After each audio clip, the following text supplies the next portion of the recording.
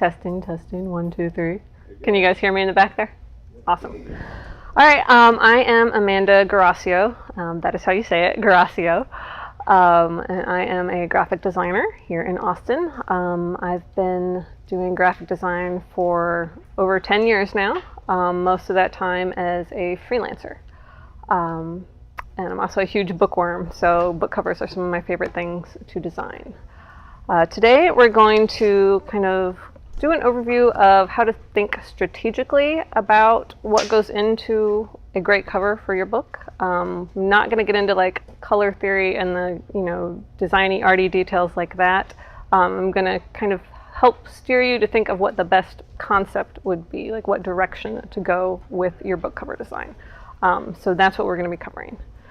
And cover design is very subjective. So what somebody might think is a beautiful cover, somebody else might not think is a beautiful cover. So keep that in mind. There are no really hard and fast rules here. It's about weighing the different considerations and factors that go into a book cover.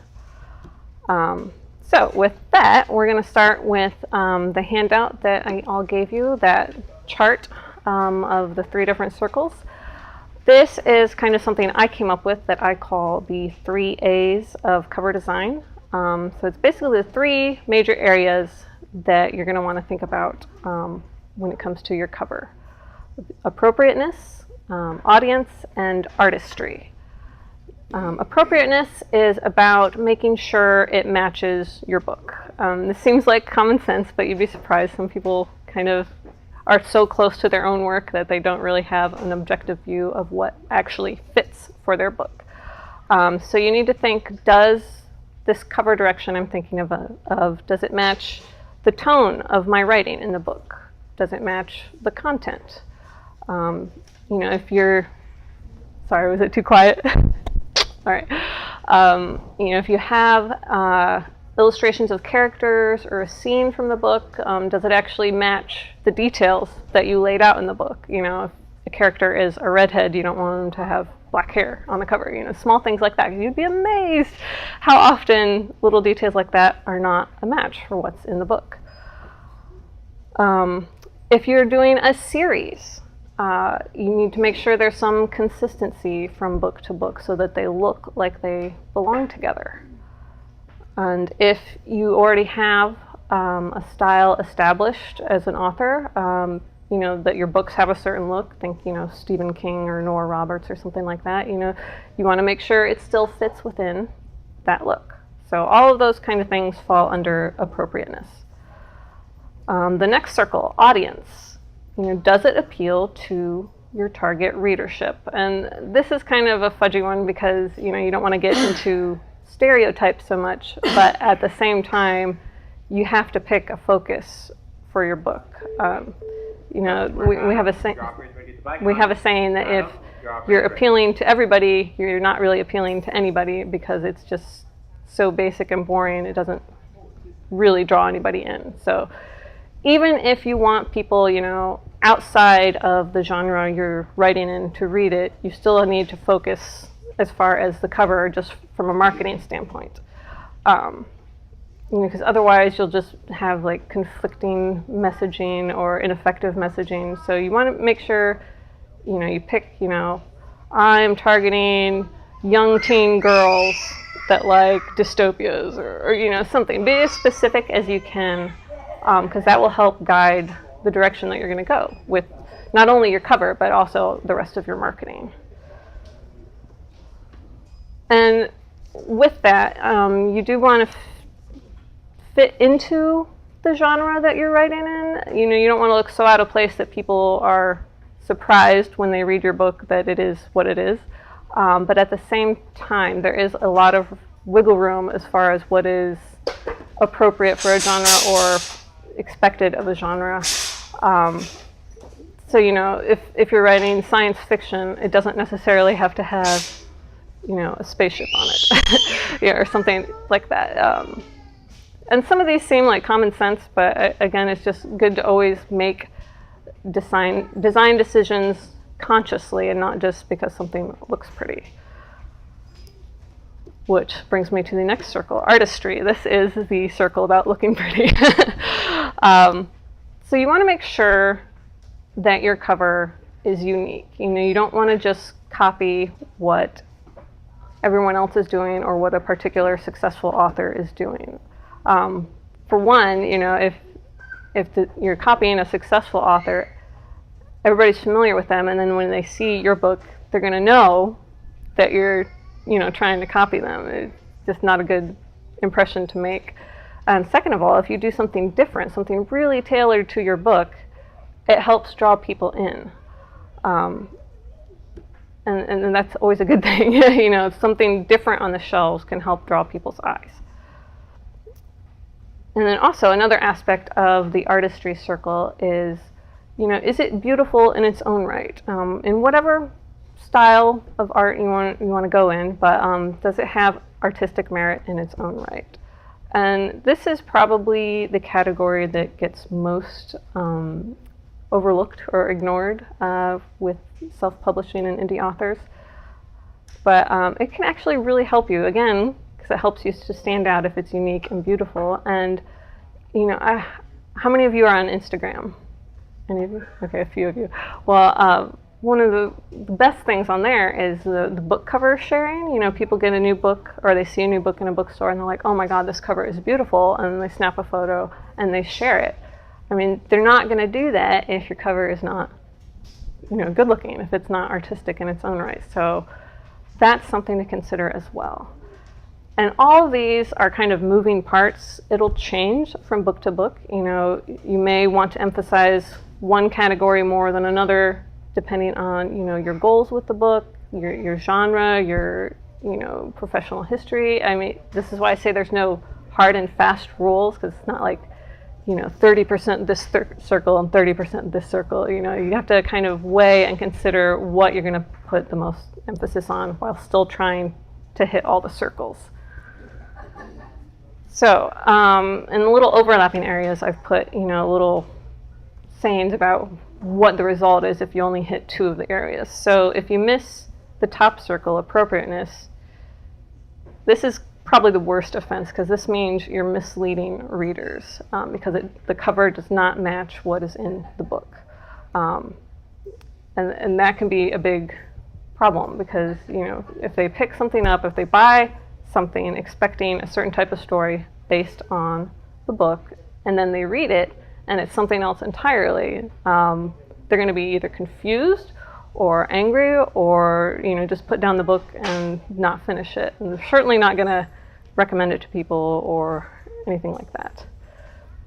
If you miss the audience circle, if you have a cover that fits the book and looks great, but doesn't actually connect with the audience that you're trying to connect with, that's great. It's still a beautiful cover, but you're not going to get the sales that you're looking for.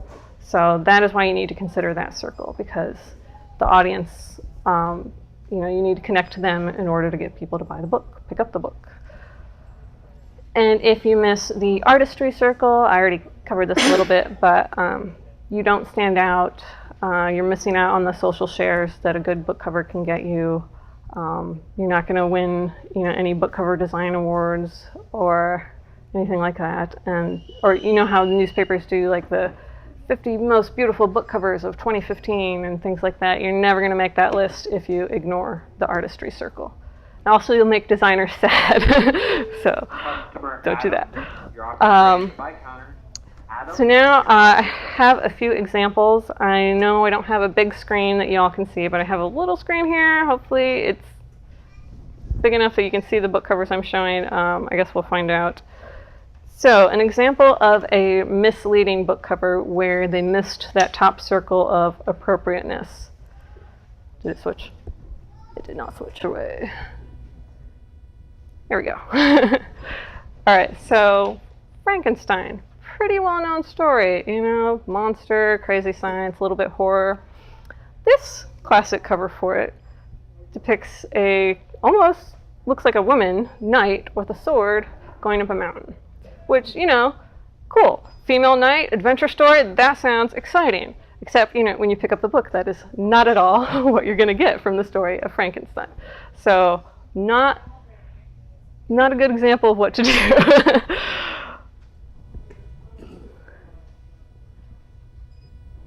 Okay, this one is a little trickier. This one is a book that came out last year, the year before, The Girl with All the Gifts.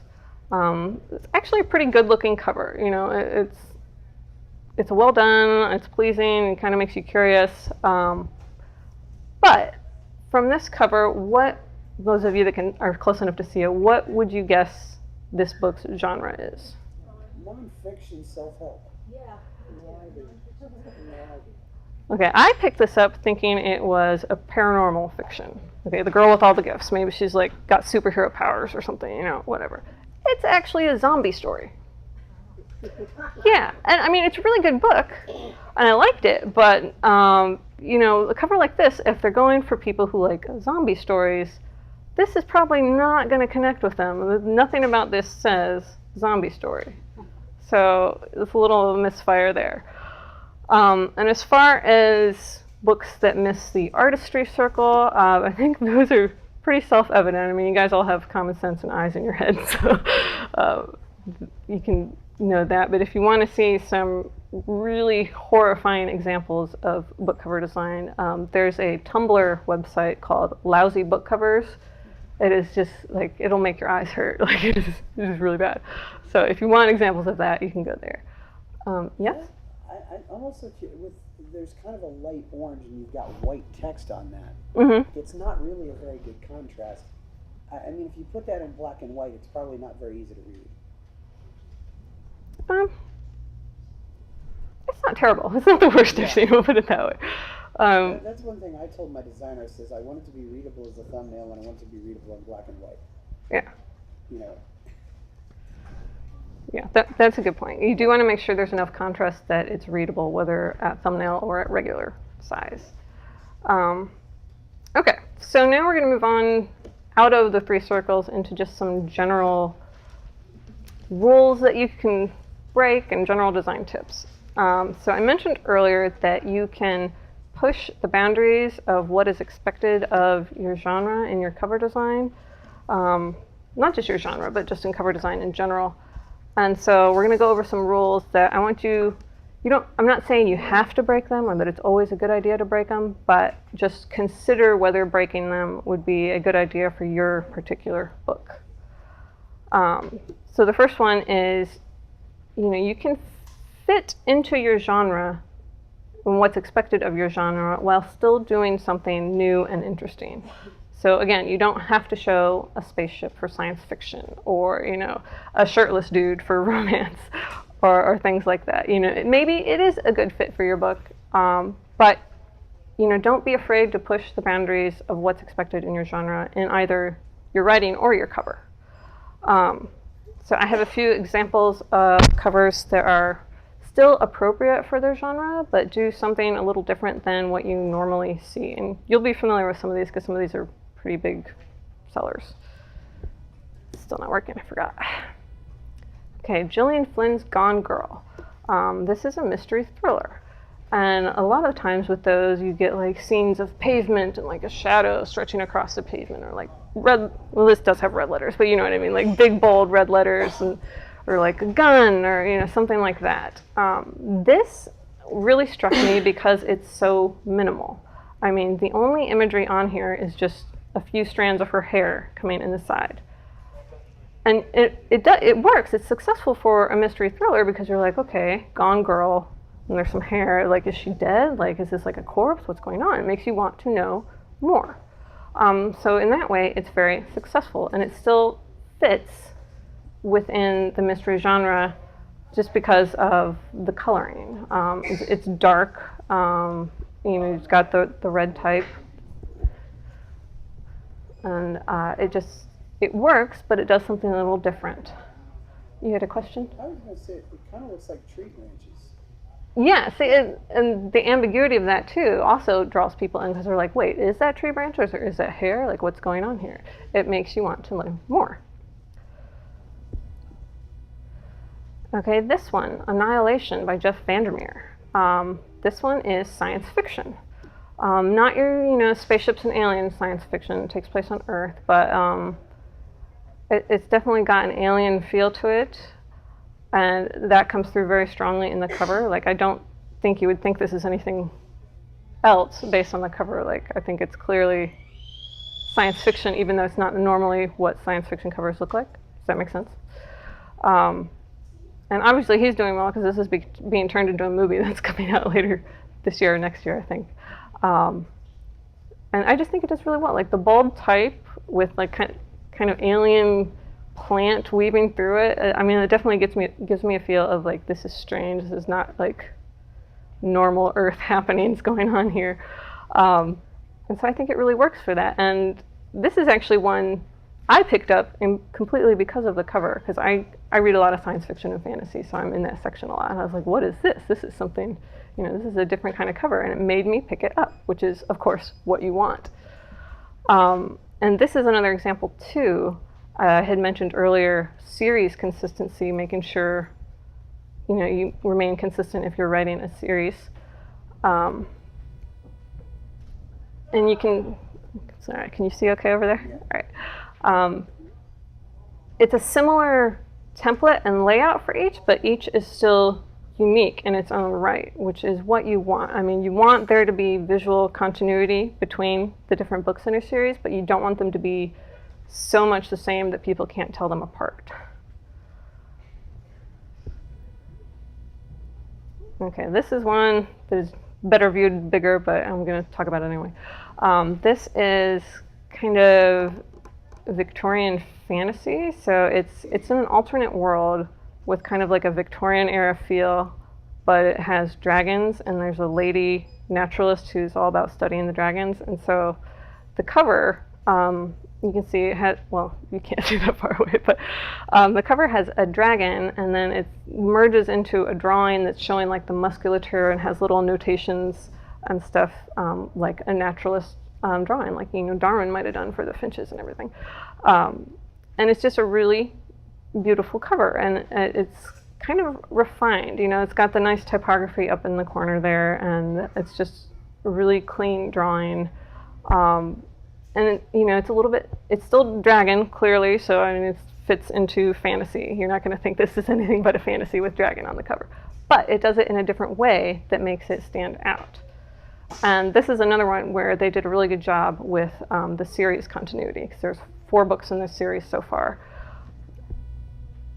And each book kind of features a different dragon, but they're all, the artwork for each is laid out in a similar way. So, I mean, they're distinct, but there's still continuity, which is what you want. Okay, the next rule that you need to think about breaking is whether or not you actually need a crazy custom illustration or, you know, a Photoshop scene that has like 10 different things merged together into it to make, you know, an elaborate cover. That works in some cases. In some cases, you know, you might come up with beautiful illustrations for it that are perfect.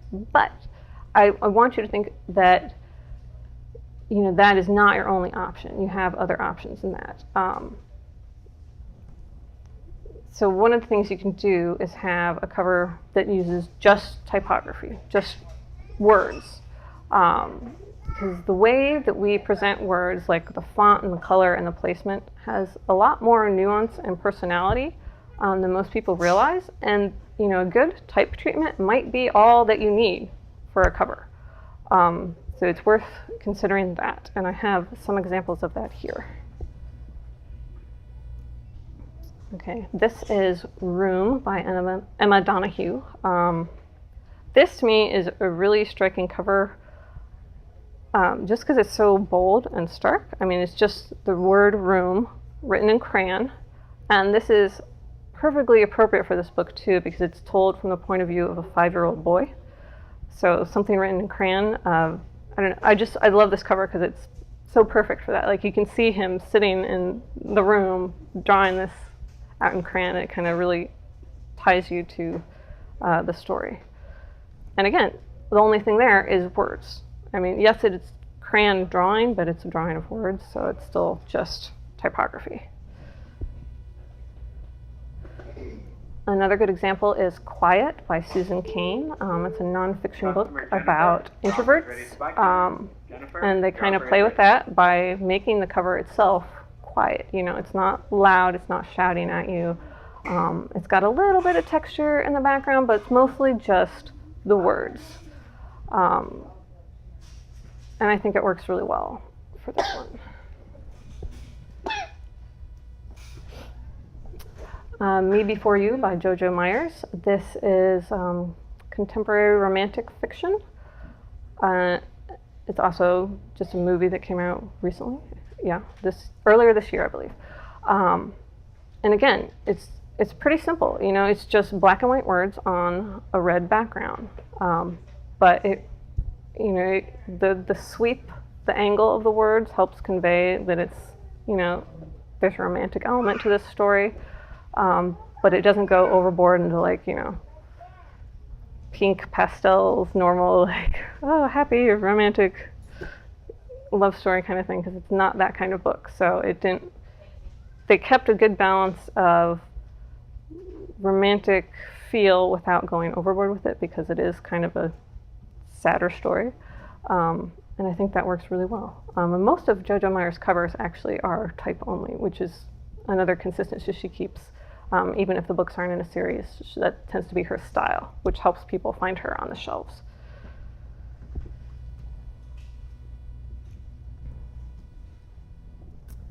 Everything is Illuminated. This is another fiction piece, and I like the casual feel of the handwriting, and it's kind of chaotic, like it takes up the whole cover. So it's interesting in that way. It's a visual that draws you in because of that.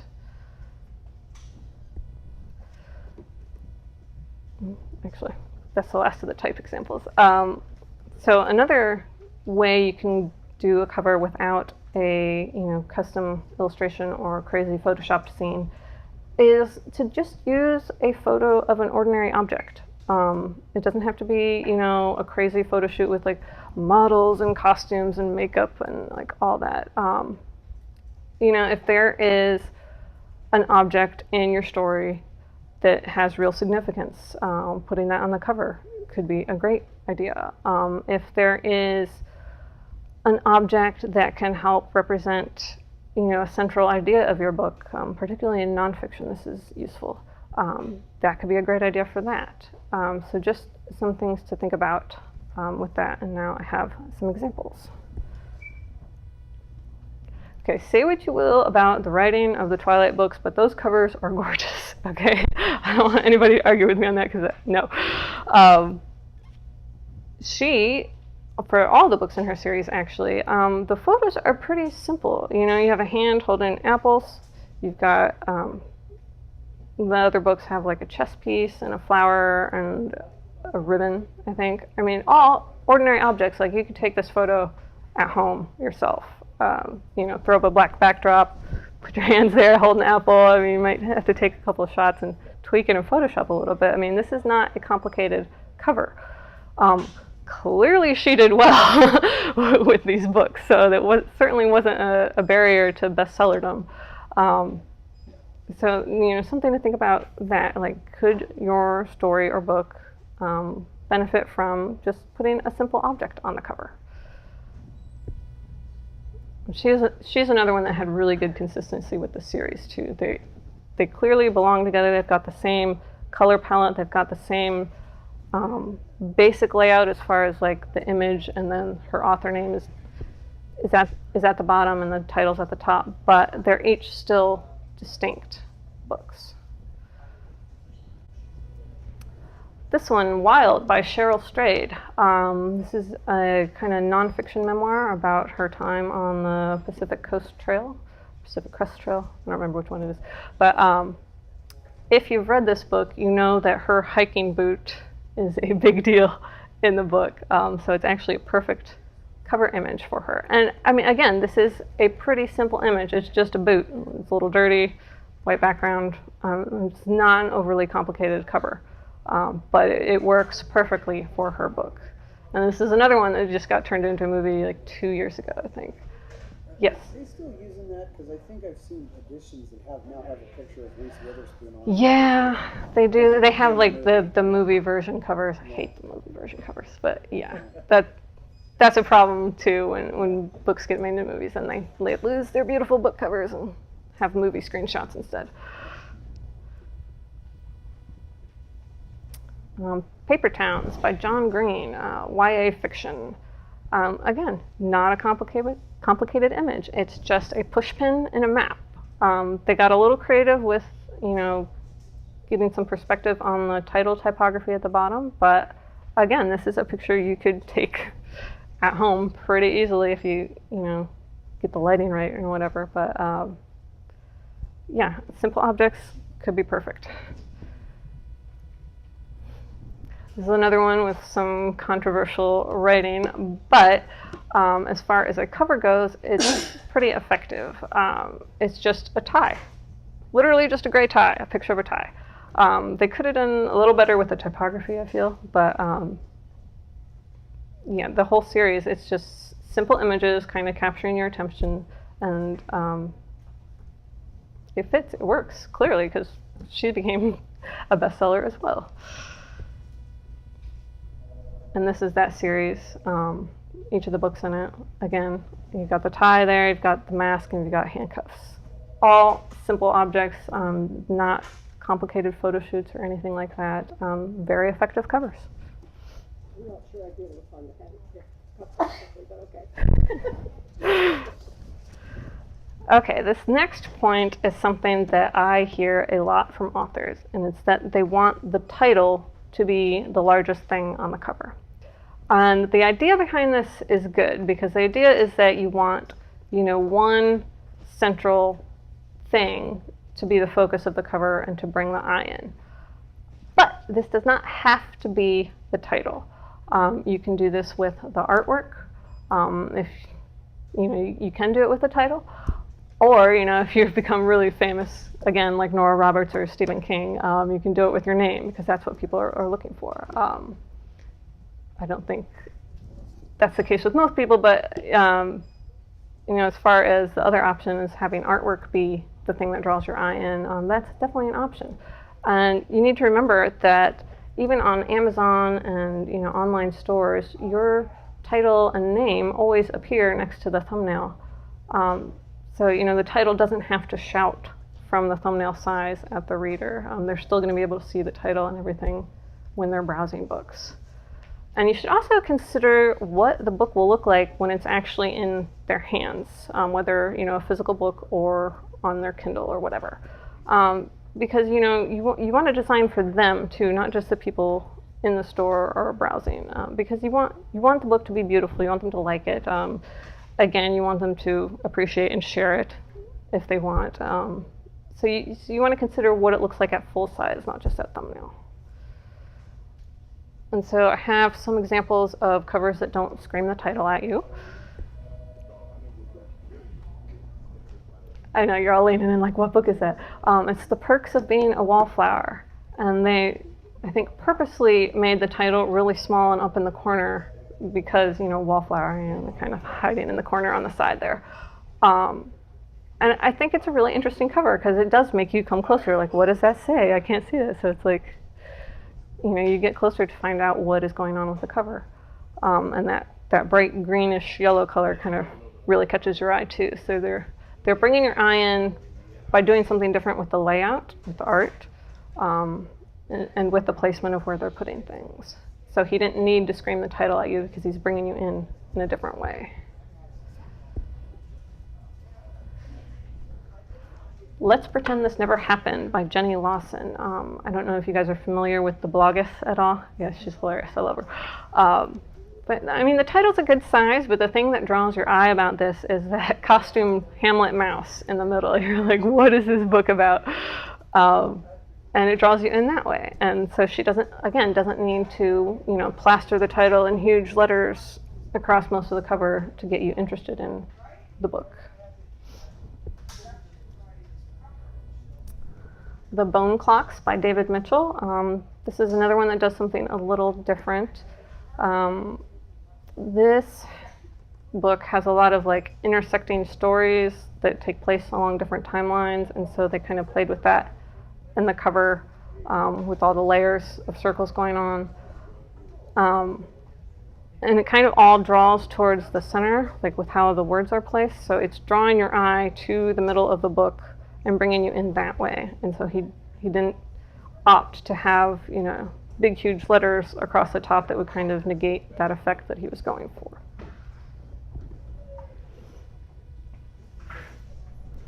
This one, A Darker Shade of Magic by V.E. Schwab. This is a fantasy series. I like this for a lot of reasons, not only because it doesn't shout the title. You see the title is just along the bottom edge there. But because the style, this is a fantasy series, is a little different than what you see in the fantasy section. So it's got two things going for it in that way as far as making it stand out. And this is another example of a series that does really well with continuity while still having individual looks. So she has 3 books in the series. The last one's not out yet, but she did a cover reveal for it, which is another thing to consider. If you have beautiful covers, then you can do like a cover reveal on social media as a little extra marketing. But yeah, each one, you know, the style, the general style is consistent. You know, the same color palette, same placement of the type as far as, you know, the author's name and the title at the bottom. But the imagery for each is very unique, and that is the central focal point that catches your eye and brings you in. Okay, so those were the rules that I wanted you to think about breaking. You know, I'm not saying you have to break them. Again, it's just points to consider for your book. Maybe it'll spark new ideas as far as different directions you might not have gone otherwise with your cover concept. So now that we've covered all of the different variables to think about, I do have some general design tips for you. It would be impossible for me to give, you know, more specific tips without knowing the details of your specific books each, which would take forever. But these general tips are a good place to start. Okay, so this first one, be aware of any innuendo that might not be appropriate for your book. This can happen with just the title you pick, or even just the interaction between the imagery and the title. And this is more a danger if you're kind of tackling the cover yourself, because you might be too close to it that you don't realize what's going on. But it's something to be aware of, and I have some examples of this here. This is a book about Mother Teresa that is titled The Missionary Position. Right? Yeah, they should have caught that a little bit before publication. So it's just, yeah. This is a kid's book. Yeah, right? Yeah. Yeah. Harpo's Horrible Secret, with a very unfortunate cover illustration of an old man standing very close behind a young boy fishing. That off of worst ones. Oh yeah, I did a search for worst book covers. Yeah. So, I mean, the title alone might not be bad, but paired with that illustration, it's suggesting something that I'm pretty sure this author did not want to be the first impression about their book. So just, Or something like that. yeah, if you have a designer working with you, they will see something like that and stop it from happening. So just something to be aware of. It's not applicable to every book because of title choices and everything, but something to think about. I know, it's pretty bad. Next thing, if you are doing a physical book as well as an ebook, don't forget about the spine design and the back cover too, while we're thinking of it. Because even if you look around here, most of the books on the shelves, their spines are what is out. So you want to make sure your spine is drawing people in too. And this is easier if you have multiple books, but you can still do it with a single book too. So here are, it's really small, I'm sorry, but the Harry Potter series, you know, they re-released them with new cover illustrations, and when you line all of them up, all of the spines form a single illustration, that's really nice. And there's Lord of the Rings over here. It's doing the same thing with a tree across the 3 Lord of the Rings covers. So if you do have a series with multiple books, you might consider doing something like that, because that could be really fun. I remember they also did that with the Sopranos VHS tapes. Oh, did they? You know, if you line them up, it said Sopranos across. See, nice. Little tricks like that. They're kind of like a fun little, surprise that people like. So, going back to the Twilight books again, I know, but they're gorgeous covers and gorgeous spines too. I mean, they're taking the same image from the cover and putting it on the spine, but they're so dramatic, like that bright black and red, white and red against the black background, that they can't help but draw your eye. And especially when they're all lined up together, you're like, ooh, what is that? And this series over here is by Leigh Bardugo. It's another fantasy series. And she just has bold type on the spines with a little icon at the bottom, but the type is very ornate, and then the icon is very simplified, so that kind of contrast is really interesting and helps draw the eye in again. And again, when viewed as a series, it really works. But even if you don't have a series that's connected, if you have more than one book that you're working on or have out, you can consider having, a style that joins them all, not like, as a distinct series, but just that relate to each other, so that your works as an author are cohesive on the shelf. Because bookshelves do, organize by author name. So if you're writing in the same genre all the time, your books are all going to be right next to each other on the shelf. So you could do something fun with that. The example over here is the Penguin Classics. They just did new soft covers for them a year or 2 ago. So obviously they're all by different authors, because it's like, Little Women and books like that. But, the series as a whole, or the set as a whole, still all has continuity and relates to each other. And this set over here is a set of books from Scott Fitzgerald, his collected works. And again, they're all distinct, and they're not a series, like it's not one book following the plot of another book. But the styling makes them all work together. And they went with kind of a 20s Art Deco vibe for that, which is of course appropriate. So just some things to think about if you are doing a physical book or doing more than one book. Think about the spine. Don't neglect that in your design. Okay, other than that, things to remember. Your cover is just a preview or a hint of what is inside the book. Okay, you don't have to give away the whole game on the cover. Some people try to do this and they cram so much into the cover that it's really busy, and there's not it's just too much, and you feel like you don't even need to read the book because everything's already on the cover. So just try to rein it in, maybe just hint and intrigue the reader, but don't give everything away. And I talked about this one a little bit already, but it helps to have one central element be the focus of your cover design. And again, whether that is the title or the artwork or your name, any of those are good options, and you have to consider which one works for your book. But yeah, having one central object helps draw the eye in and gives focus to the cover, rather than having like 5 things of all equal visual weight where the reader doesn't really know where to look. Okay, pay attention to trends so you know what's going on in your particular genre or in covers in general. Pay attention to them, but don't buy into them. It's good to know what's going on in cover design trends, just so you can do something different and stand out.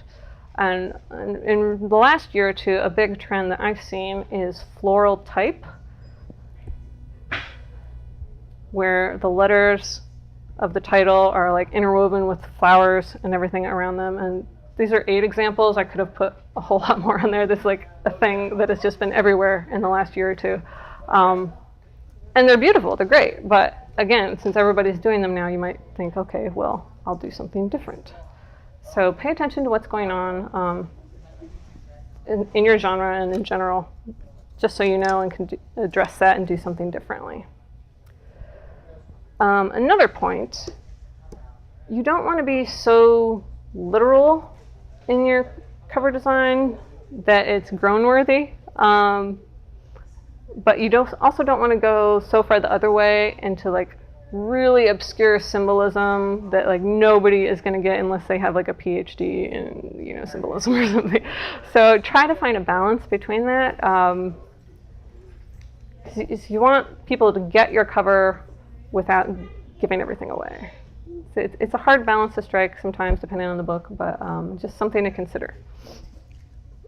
And one of the most important points, remember that the book cover is about appealing to your audience. It is not about what your personal preferences are necessarily. That's not to say that you shouldn't be happy with your book cover, shouldn't like your book cover, but you know, if you're 40-year-old man writing YA dystopias for teen girls, obviously, you know, your preferences are going to be different from that teen girl audience preferences. So you want to make sure you're putting the emphasis on the audience and not on what you personally prefer. Okay, and now when it comes to actually creating your cover, I think you guys know this, you have 3 different options. You can DIY it, you can buy a pre-made design, or you can hire a designer. So I just have some general tips for each of these methods depending on which way you want to go. So the biggest thing with DIYing is don't copy what another author has done. Just don't do it. Try to come up with something that is absolutely unique and tailored to your book specifically.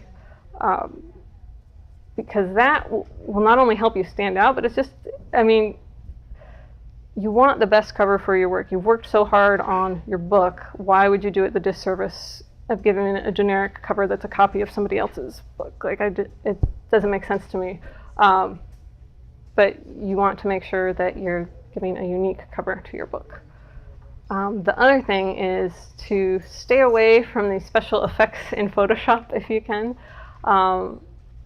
Those take a lot of practice and a lot of years of knowing how to use them to use well. It's very clear when an amateur is using those, the drop shadows and the glows and the gradients and things like that. So if you're not a designer, I'd recommend simpler is better. Stay away from the Photoshop effects panel. Another one I see with self-published authors a lot is like where they've made the entire image black and white, but then like one element is in color. That trend is over. Just don't go that way. Okay, if you're going to use a pre-made design, like you're going to, you know, one of the many sites on the internet that has designs already made for sale, and you just plug in, you know, your name and your title, that's fine. Many sites will offer either recommended type placement, like we think your title should go here in this font and this color, like that fits with that design that they've already made. Take advantage of that. Like, listen to their advice. There's a reason the designer that uploaded that design decided on that type and that placement and that color for that. So keep to that if you can.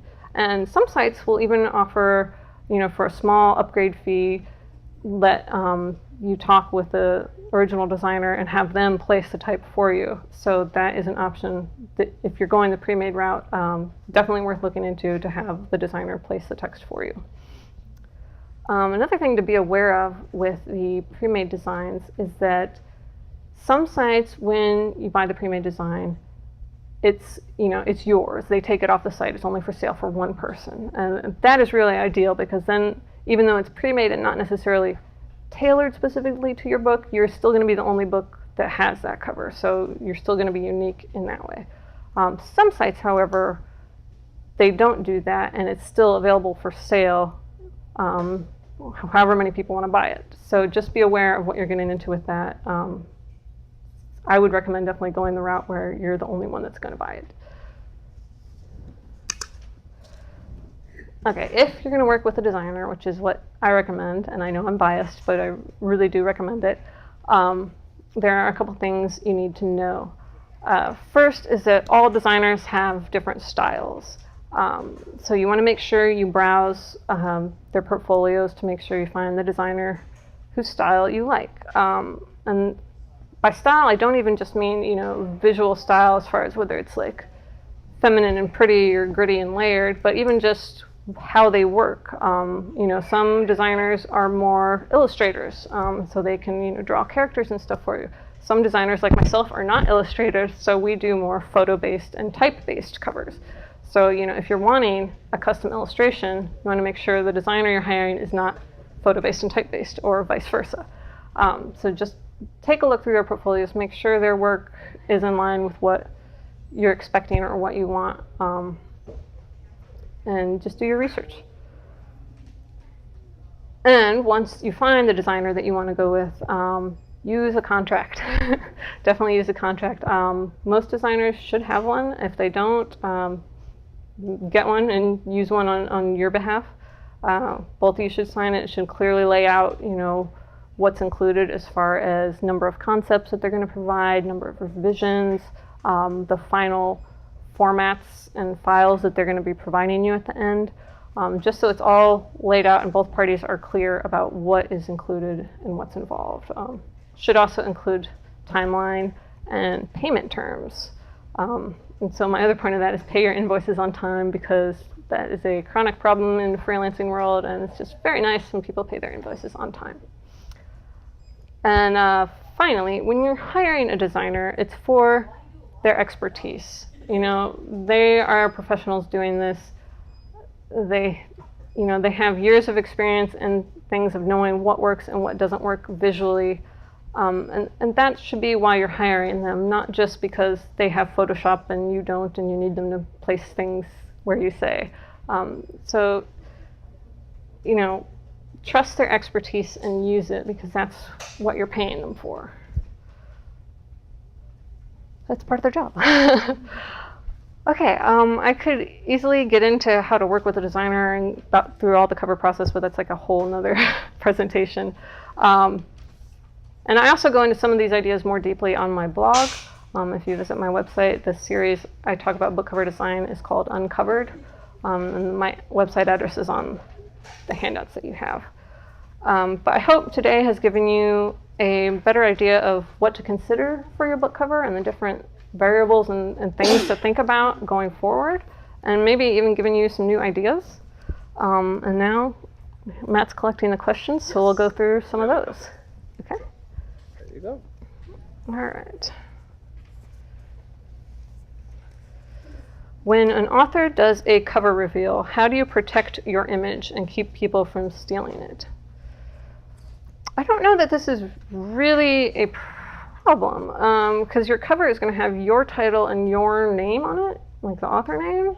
So I don't know how they would steal that unless it's easily photoshopped out, and even then they're going to have a low-res web image, not anything they could use for print or anything. So I wouldn't worry about that too much. Your name is already on it.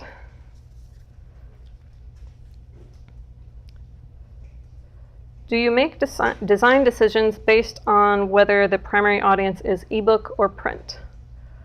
For the cover, not really. That's more of a concern for the interior, because type reads differently on a print page than it does on an e-reader screen. But for the cover, no, that's not really a huge factor.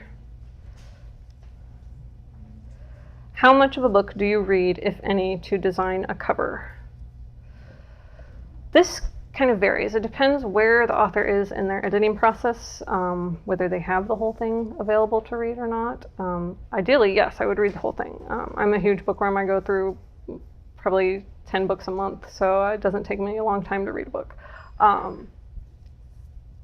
Sometimes it's not necessary, depending on what it is. With nonfiction, usually they already have a pretty good summary of what's included, so reading the whole thing might not be necessary. It really depends on the book, but ideally, yes, I would like to read the whole thing, or at very least, a few chapters, just to get a feel for the writing tone and things like that. For series, do you design all covers at once? I would love to, Usually an author is not to the point where, it's very rare for them to already have all of the books in the series done. Usually, they finish the first book and they get the cover for the first book, then they write the second book and get the cover for the second book. So that's not usually the case, but it would be ideal. What design conventions are outdated for covers besides Fabio? Ha ha ha. Well, I think I mentioned one already, where they make the entire image black and white and then just have they cut out one bit in color, and then that's kind of outdated. As much as some of the pulp covers of sci-fi and stuff are great for back in the 50s, those are definitely outdated now.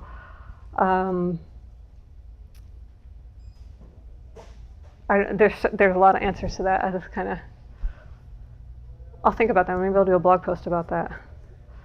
What are your book cover design pet peeves? Oh man, movie covers, when they make the movie shot, the front cover when they re-release it, that drives me nuts. All of the things I talked about, really, like when it's misleading, when it's just ugly. Like, go to Lousy Book Covers Tumblr and look on there. It's like all those. I'm just like, how did this even, like, who thought this was a good idea? It's bad. Basically, the rules that I talked about breaking are ones that are my pet peeves. Not so much that they're always a bad idea, it's just that people think it always has to be that way, and that is probably my biggest pet peeve, is it doesn't always have to be anything. It depends on your book. Your book is a new book. There's not any other book like it, so you can bend and break the rules as needed. Does a designer have to read the book? I kind of already talked about that one. I prefer to. Some designers don't. If the author is good at summarizing and providing info as far as important symbols and motifs and the tone, and if they can do all that in a really good summary, then it might not be necessary to read the book. And I know some designers work like that. I prefer to read the book. What is the price range for cover design? Ooh boy. Okay. This is a hard one because there is such a range. It depends on, well, for starters, if you're doing a pre-made design or getting a custom design. Obviously, a pre-made design is going to be cheaper. A custom design is going to be more expensive. And beyond that, it really depends on partly the designer, how experienced they are, how many years they've been doing it, and also what you need in a cover. If you're looking for custom illustrations and characters drawn from scratch, with a sword and like the redhead and the armor and like everything, that's going to be a lot more work to do that from scratch than some of the examples I showed, like a simple everyday object on the cover, like the boot from Wild or something like that. So it depends on the designer and also on the direction you're going with your cover and how much work is involved in that. It can be anywhere from, I'd say for custom design, anywhere from $250 to, if you get like the big name, like rock star book designers that work for the big publishers, I am sure they get like several $1,000s per book cover. So it depends where on that range your designer is. So that covered all of the note cards. Did anybody else have questions that they didn't write down? Well, thank you guys. I hope you got something out of this today.